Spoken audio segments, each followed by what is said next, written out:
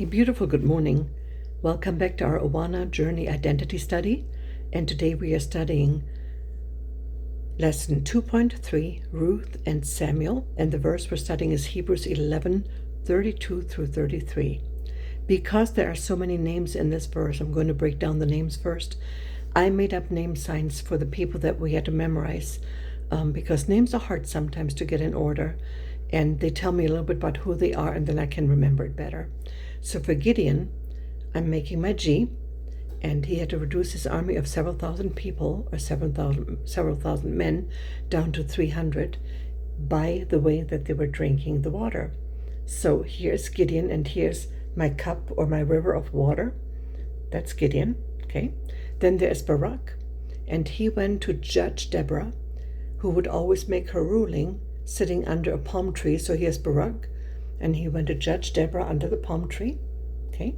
And then Samson. Samson is easy because he's very strong and very powerful, as long as his hair wouldn't be cut, okay? And then Jephthah. This is a J, and Jephthah is a very sad story because he was obedient to the Lord, but made a vow to the Lord, letting him know that he would offer the Lord anything that would come across his threshold of his home once he would get home, and it was his daughter. So Jephthah, and this is a girl, a daughter. Also, this is also, or like this, two different words for it, okay?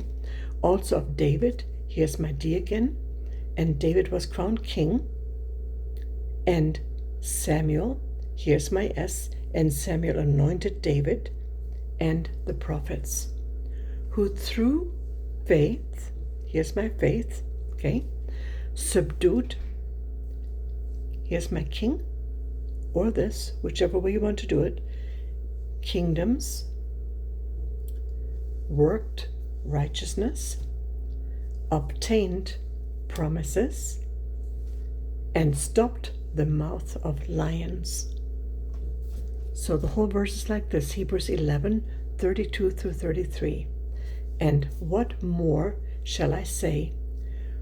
For the time would fail me to tell of Gideon and Barak and Samson and Jephthah, also of David and Samuel and the prophets, who through faith subdued kingdoms, worked righteousness, obtained promises, stopped the mouth of lions. That's the verse for today.